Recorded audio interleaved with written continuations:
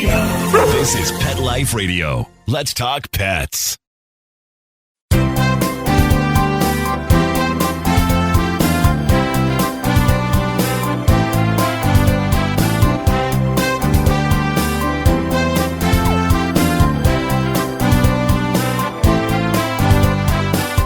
And welcome. Good morning, good afternoon, whatever the case may be, depending on where you happen to be at this lovely, well, here in LA, sunny morning.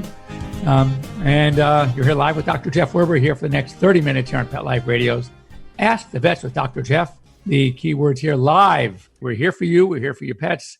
Answer questions, talk about anything you want to talk about. A couple of ways to get a hold of us. You can always give us a call, 877-385-8882. Once again, toll free, 877-385-8882.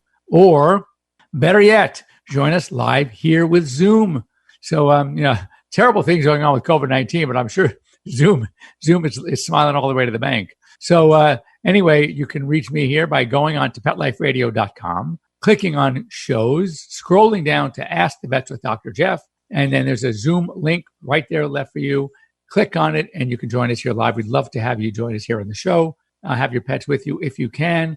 As I mentioned, quite frankly, quite often, is get used to this kind of communication with the doctor is what's happening now, again, especially with COVID. And telemedicine is going bonkers in the vet world. My telemedicine profile, my platform called AirVet is going so busy. I was just telling Mark, our producer, here it is, 9 o'clock by me, and I've already had 5 calls this morning. First one came at 5 a.m. Thank you very much. If it wasn't for the fact that my dogs had just awakened me because they wanted to eat, I would have been really upset about taking a call at 5 a.m. But it's my choice. I keep my phone on for take the calls. Anyway, as you know, what I want to go through is peruse the news while you're getting the courage, the guts to pick up the phone or get on your computer and call us here live to join us. I'll start with some news. First of all, a pet community center in Nashville, Tennessee. Kind of sad, but it's kind of like a shelter. They go to the pet community center. I kind of like that name. Doesn't that sound better than shelter? A pet community center. Anyway, they have a wait list right now of about 900 cats scheduled for spay and neuter. And they're so backlogged because the veterinarians doing the spay neuters, they were not there for 9 weeks. They were closed and now completely slowed down. They can't work with the same efficiency because of social distancing and how many people and et cetera. So they're catching up very, very slowly. And there's a tremendous backlog. Look, hats off to them just for having, I'll be able to keep 900 cats. I think that's great. But it kind of to show you that I'm dealing with a case right now with a very, very sick cat. It's a rescue. And I say to this rescue, you're going to spend potentially hundreds and hundreds of dollars for a cat with no guarantee. And I know it sounds cold, but look, when you're in small animal practice, you're not really practicing herd health. Herd health is for large animals. But we need to, in a sense, sometimes sacrifice the few for the benefit of the many. We have here's a perfect example, 900 cats in this community center waiting to be adopted, but they first have to be spayed neutered. Healthy, fantastic cats. With the money one rescue would spend on one animal with no guarantee of success. I tell them, if we can fix this problem, you want to spend it, no problem. But you're going to spend the money with no guarantee that this cat will ever be normal, lead a normal life. And yet there are hundreds and hundreds of cats that are going to be put to sleep because there aren't homes, there aren't rescues, because they couldn't get their vaccine, they couldn't get spayed and neutered, whatever. So I hate to sit on my soapbox, but as much as I am a big advocate and proponent of saving lives, look, I have all my animals, except for one, I'm 10, 9 of them are rescues. So I am totally in for rescues. There's no doubt about it. But anyway, moving on. So secondly, speaking of cats and rescues, I told you last year I was going to introduce you to my newest, and I will. I promise you I'm going to do it today to die for. But anyway, survey finds that cats are keeping their owners happy during quarantine. Also, owners are using this time, and this is very interesting from my perspective, they're getting to know and learn more about their pets. So because they're spending more time with them, so they are obviously becoming closer to them. But I mean, what's so great about that is that, interestingly, those of us that are still able to practice, California, we are essentials, veterinarians. So I am extremely busy. And many hospitals are also extremely busy, but they're slowed down because of COVID restrictions. So they can't see the same volume in a day. And you can call a vet. Many of you may have experienced this. You can call a vet for a problem to come in, and they're going to say, yeah, we can see you at the end of September. It's like, whoa, that's 6 weeks away. No, 7 weeks away. What do you mean? So it's because they're having very few appointments. Sometimes there are 3 doctor practices now, a 2 or 1 doctor practice. Everybody's taking turns. So, it's amazing. I could see it. I get a lot of calls because I am one of the idiots that does do walk-ins, and you don't have to have an appointment. And I get a lot of calls saying that my dog is sick. My cat is sick. I need to see somebody, and they can't get me in for 5 weeks. So it is a huge problem. But, you talk about getting closer and these 900 cats waiting. I adopted one recently. It's my cute little orange tabby. And oh my God, I've always wanted one. And it was like instant love. I'll tell you, when you even see him, even on Zoom, you're going to be, oh my God, I want him. He's really cute. 2 more cats. Boy, third story of cats. In Brazos County, Texas, these 2 were found, tested positive for the SARS-CoV-2 virus. That's the COVID-19 virus.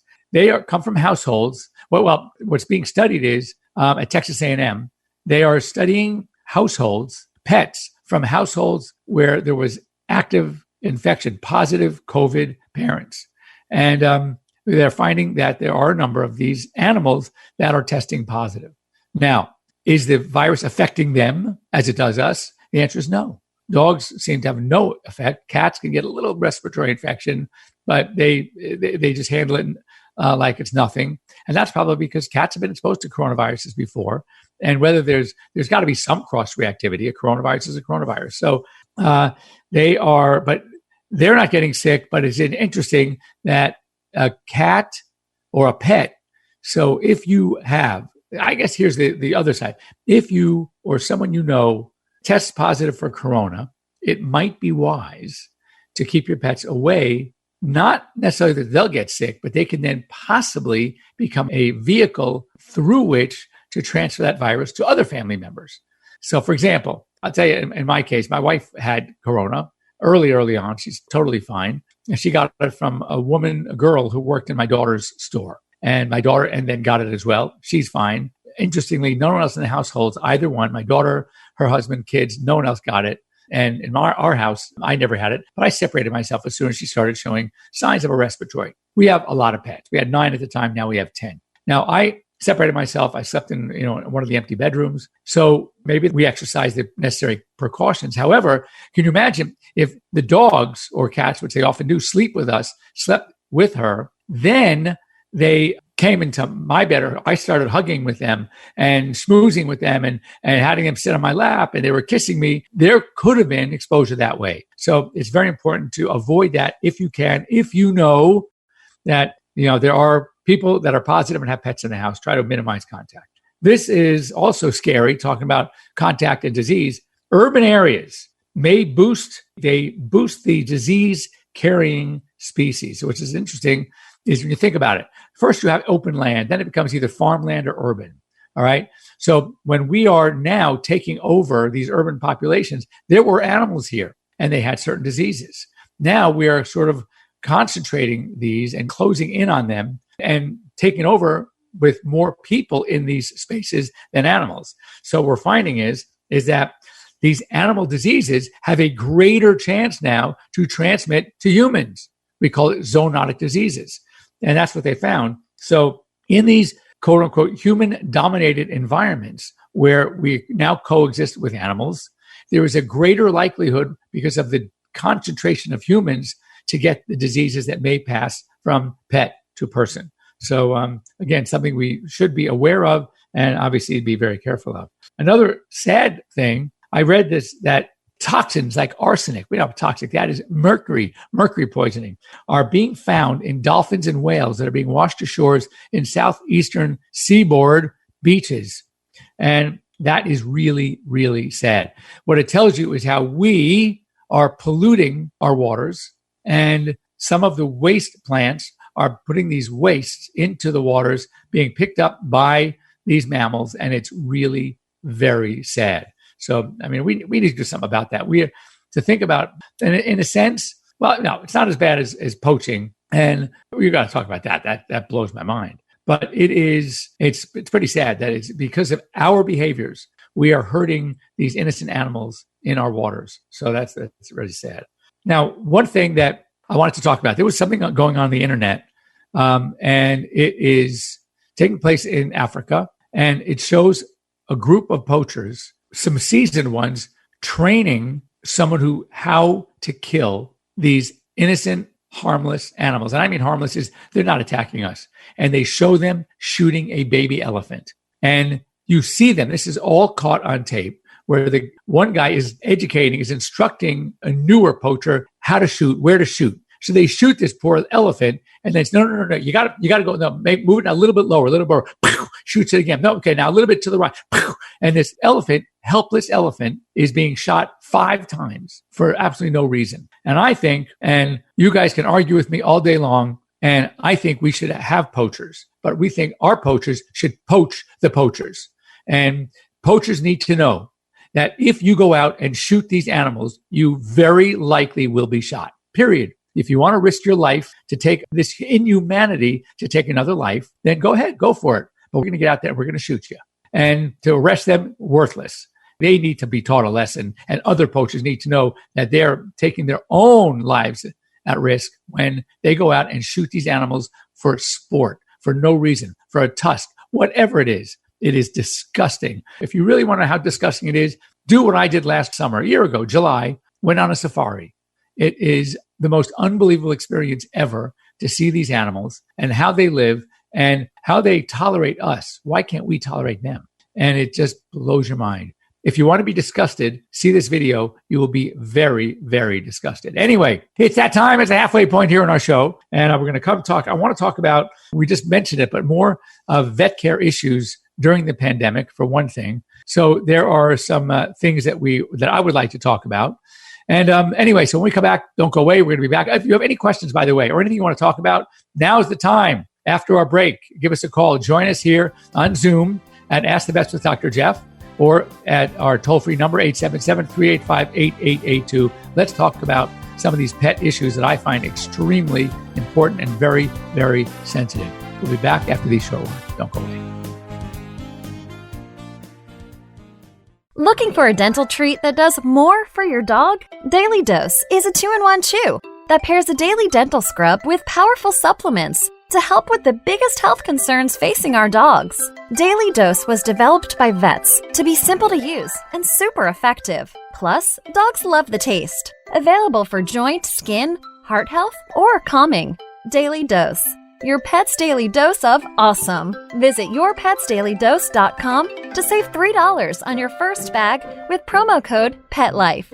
That's yourpetsdailydose.com. Pork Chop, his coat is very thick. He's an Akita, German Shepherd, Lab, Husky mix. Harold, the Border Collie Pit mix, has the most beautiful jet black coat. Stuart, my rat terrier, has fur now where he never had it before. DINOVITE.com.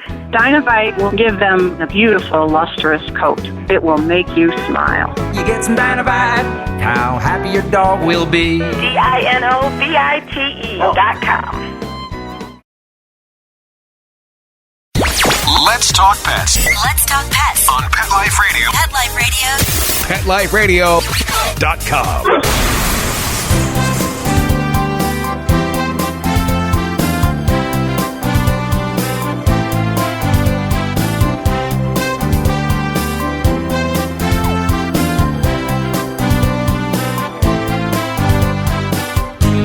Hey, welcome back. And here is, no, you can't have him. He's mine. So this is Jazz. It was actually Jasmine, because my granddaughters thought, what a great name. Of course, if you watch any of those Disney movies, Jasmine, one of the princesses, who knows? Anyway, I said, guys, no, you did this to me with my hamster. That was Lou, a boy, and you named him Lucy. And I had to change it to Lou. I'm changing this one to Jazz. So here is Jazz.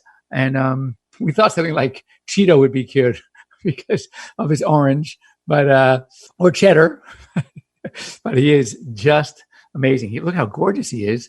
And So he eats, I'll tell you, it's amazing because I have 5 other cats and he will go up and he chows like a Labrador retriever. I think he eats faster than my lab. And when he's finished, he runs over to the other bowls of the other cats. And literally, I have cats that are 18 pounds. He pushes them out of the way and starts eating their food. And they let him. It's just unreal how they took to this guy.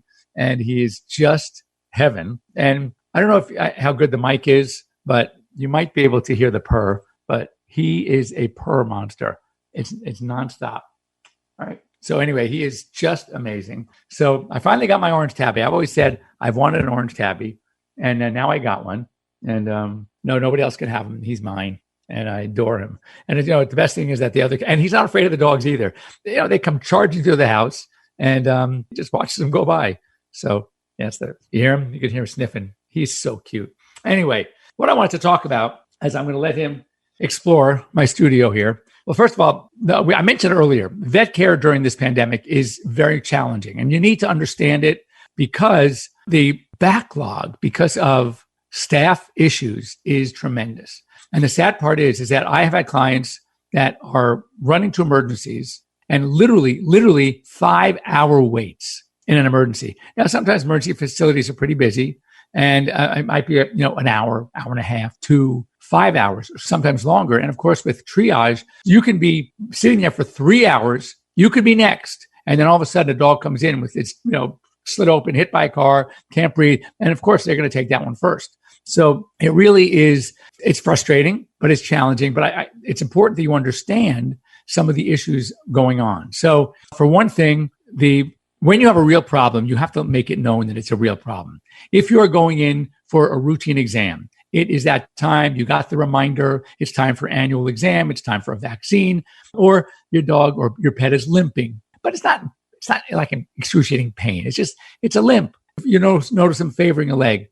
These are things that you might want to wait. These are things, by the way, where telemedicine is going to be your answer. When I say, and what we're learning more, this was a fantastic study on telemedicine in general. We've already learned a lot from the human side. 40% of problems, first-time problems, can be handled or at least delayed via a consult on telemedicine. 80% of follow-ups can be done via telemedicine. So right there, you kind of know that there's a tremendous opportunity to save yourself some time and money if you start utilizing telemedicine.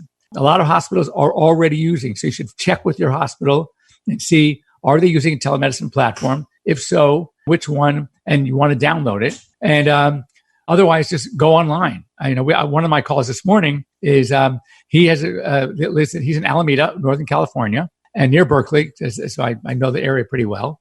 And I said, so how'd you hear about us on AirVet? And he goes, well, I called my doctor, and they had a recording sending me to an emergency.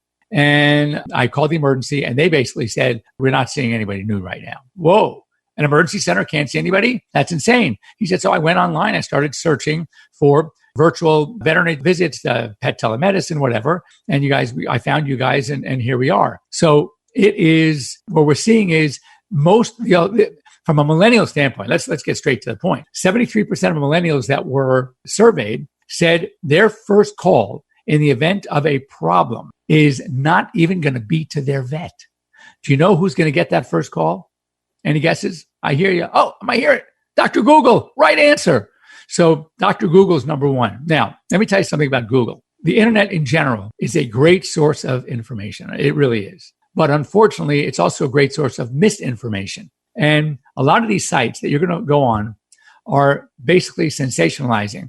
They are going to pick the very uncommon, but really serious possibility. But it's uncommon. So instead of starting with the much more common things, which aren't that serious, you're already thinking in your mind, oh my God, my dog is going to die. My cat's going to die. What am I going to do? And it is when it's something so benign. So as we've talked about before, something that we like to talk about is the horses versus the zebra. And that is, if you're running along the beach in Malibu, California, and you hear hoofbeats chasing you from behind, what are you thinking? Horses or zebras? I hope you say horses. And you should be. And that because we don't see zebras on the beach in Southern California. We see horses. So why is Dr. Google sending you to talk about zebras? It's not zebras.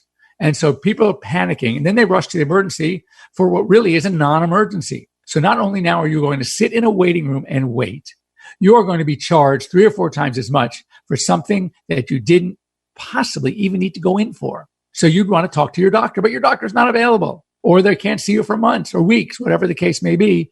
So this is why you want to start employing some telemedicine into your lives. I'm telling you, it's amazing. I hang up from these calls and people are so thankful. But if you have a real problem, you need to be forceful. It's not something you can wait 2 weeks. I need to see somebody now. And if it's not you, I'm going to a different vet. And you need to call a different vet and find out who can take you now. And veterinarians now are going to learn that sometimes it's important to be available.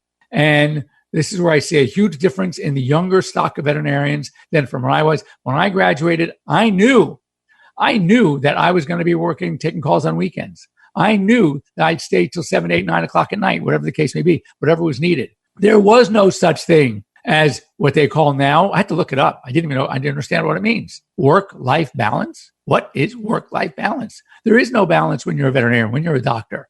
You have to do what's right for your patients. You took an oath.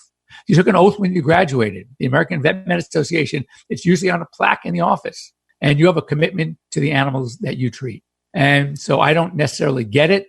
Yes, it's nice to have a life. It's nice to vacation. You know what? That'll come later. When you get enough money and you have more time on your hands, you have some really good associates who are available, then you want to still take time off. That's okay. But when you're starting off in the profession, you better be prepared to work. And it's unfortunately, it's not the new, stock of veterinarians. I just don't see it. I wrote an op-ed piece in one of the journals about this. And I thought I was going to get boxes in the mail holding up and hearing the ticking going off, right? And instead, I get letters, mostly, admittedly, from some of the seasoned veterinarians. And we're talking vets that have been out 30 years or more. I'm on my 37th. And how do you say no? How does an animal walk into an office that is coughing or wheezing or like badly or bleeding and say, no, I'm sorry, you don't have an appointment. We can't see you. That's happening. That is absolutely happening. I get calls from people that their vets turn them away once they're already in the building. It's one thing to call and they say, no, I'm sorry, we're already closed, but you can go to so-and-so or go to the emergency. But I'm talking animals that they walk in the hospital, in the waiting room with a severely sick pet. And they say, no, we can't see you today. It drives me nuts. So philosophically, maybe, look, it's good to have a young vet. It really is. But maybe it's good when you really need somebody. Think of someone who's a little more seasoned, who has a little bit more commitment and is less worried about, getting home for dinner or to go out to see the movie. Well, what movie? You can't even see movies anymore. There's no excuse now. Even think about it. What are you going to do when you get home? You can't do anything anyway. You may as well stay in and see these sick animals. But be patient is the bottom line for this, because if you don't have that really sick animal, if it's not something, or it is something that can wait or don't even go in, let the veterinarians that are now more sparse because of all these social distancing, congregating issues. Some of them aren't even letting you in the office anyway. You're going to do curbside. Well, if you're going to do curbside, you may as well do it on telemedicine, because that way at least you can see and talk to the vet. When you're sitting in that car and they're inside, you can't even ask questions, or you got to go back and forth with the tech. That's ridiculous. What you should do is be on a telemedicine. Tell your vet you want telemedicine. If they're not going to do it, no, there's another survey. 74 or 75% of millennials said that they will switch hospitals to one that offers telemedicine from one that doesn't. So now it's their way of life, and it's very important. So, and I see this all the time. So what I'd recommend is being patient. Now, also, one thing I wanted to talk about, and I get a lot of calls about this, foods. And we're running out of time. We've run out of time. So next week, I really want to talk about, we mentioned it before, but there's more information coming out. There was a survey we talked about a couple of weeks ago about home-cooked diets and some of the dangers that we're seeing in home-cooked diets. What do we want to talk about? And if you have any questions about it, send me to Dr. Jeff, Jeff at PetLifeRadio.com. What I want to do is talk about some of the choices you have, and if you choose really to do something home cooked, how to go about doing it, how to do it right, how to make sure that it's not going to harm your pet, but it's going to actually help your pet. And also what guidelines to look for if you want some of these new fad diets, if you want something raw, if you want something grain-free. Let's talk about it, because there are a lot of guidelines that we need to know. So anyway, thanks for joining me here. You can please follow me on Instagram. As I said, you'll see really, really cute pictures. We do some videos. I have my AMAs, and I would love you to reach out to me on Instagram. And I'm at the @ Dr. Jeff Werber, and not tough because that's my name, Dr. Jeff Werber. So you can reach me there, but you can also always get a hold of me at Dr. Jeff at airvet.com, Dr. Jeff at petliferadio.com. I will answer your questions. We will teach. I'd love to have you come on the show. And a lot of times we do. When I get a question, I'd like to maybe have you, or I use it as an AMA, and I'll cite you. I say, this is for so-and-so in, Columbus, Ohio with the pet. Here's the question. And so you'll get a shout out on my Instagram or on my FI, some of the companies I do AMAs for. Anyway, thanks for having me. Have a great Sunday and a good week, everybody. We'll see you here next week.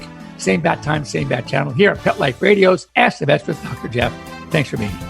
Bye-bye. Let's Talk Pets every week on demand, only on PetLifeRadio.com.